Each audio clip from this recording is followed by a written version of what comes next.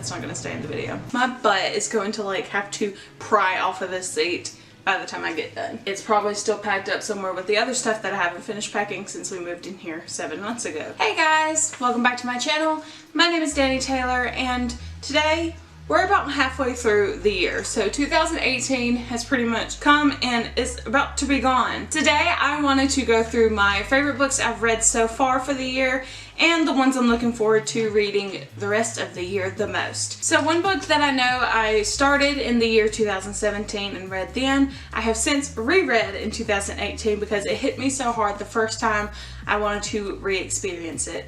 I also feel like it is one of those books that everyone needs to read, especially if you are someone that suffers with mental disorder of some sort. This one specializes in anxiety. So this is Under Rose-Tainted Skies by Louise Garnall is what we're gonna call it. So this book is about a girl named Nora who suffers from anxiety so badly that even like odd numbers are unacceptable. She's afraid to go outside at any case in point, just complete immobilizing fear. Now my anxiety is, thank God, not that severe, but I still have irrational fears about so many random things. So this really hit home. I even had my sister read it just as a kind of way to, I don't know, help her understand what my brain goes through, because thankfully she does not suffer with the same issues. And it's not so much focused on the love, but the acceptance of a friendship that is kind of hard to carry. This is one of my favorite books. Please read it. So I don't have the physical book with me because for some reason I cannot find it anywhere. It was Frostblood by Ellie Blake. This one is another one where people have different powers. So in this world you can have Frostbloods or Firebloods, and then there's just people that aren't born with the power. Frostblood is what it sounds like, the ability to control ice. And these are the people that currently reign over these towns. They're not the nicest people. And Firebloods, from what we know, have pretty much been wiped out from the nation because the Frostbloods said they don't deserve to live, so they got rid of them and burnt cities and tore down towns and killed all of the Firebloods that could possibly be there, plus the family if they got in their way. So Ruby was able to survive. I don't want to give too much away, but she was thrown in prison and manages to escape, and then you will just have to see what happens in the book. But it was so good, and it was a real page turner. So because I loved Frostblood so much, I had to go immediately pick up Fireblood. So I now have Fireblood, and it is one of my first on the to be read. Can't wait to finish it before 2018 list. So I know everyone and their mother that is involved in like the young adult fantasy novels already know about this book, but I didn't pick it up until I guess it was March. This is Three Dark Crowns by Kendara Blake. So I love the aspect, you know, I like all things creepy and weird, and like you don't understand how someone came up with this and why this could be someone's life, but it's kind of believable. There are 3 sisters, triplets to be precise, because they're all the same age. But these 3 sisters live in a pretty much imaginary land, and they are separated at a young age to all go and live in their own little lands with their own little gifts that they all have. From there, they are supposed to age until 16,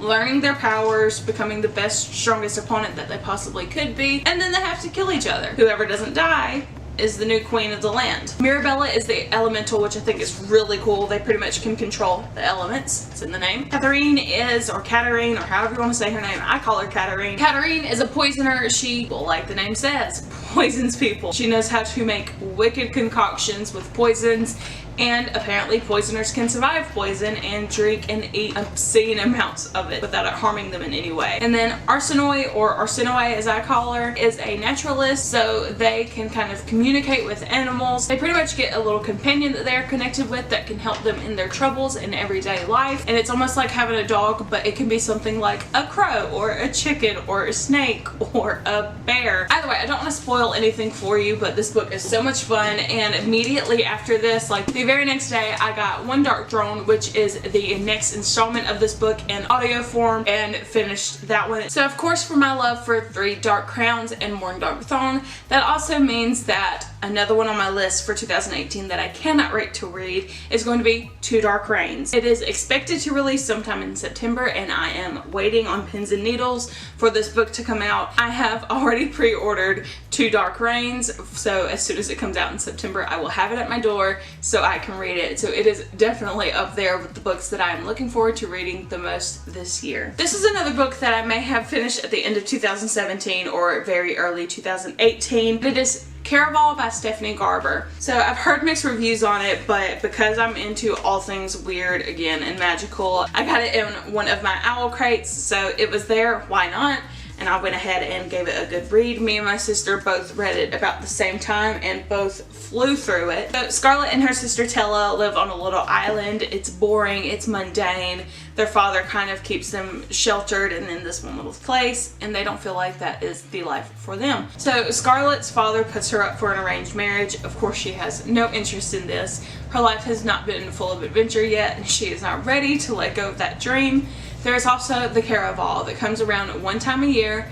The audience participates in it, and eventually there's a victor. She, of course, dreams of being invited, and finally her invitation shows up and she gets invited to go to the Caraval. So Scarlett and Tella go off to the Caraval with the help of a mysterious sailor, and as soon as they arrive, Tella is pretty much immediately kidnapped. So while also trying to compete in the Caraval, Scarlett is also trying to find where her sister was kidnapped to.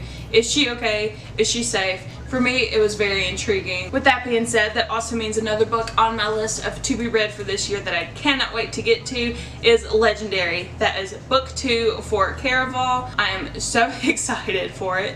I had a little sneak peek in my owl crate a few months back, and it has since been released. My sister and I, of course, cannot wait to get our hands on it. So as soon as I buy it, it's probably going to be read pretty quickly. Ace of Shades by Amanda Foody is a book that I cannot wait to read. I got it in one of my owl crates, and again was so intrigued and ready to get into it immediately.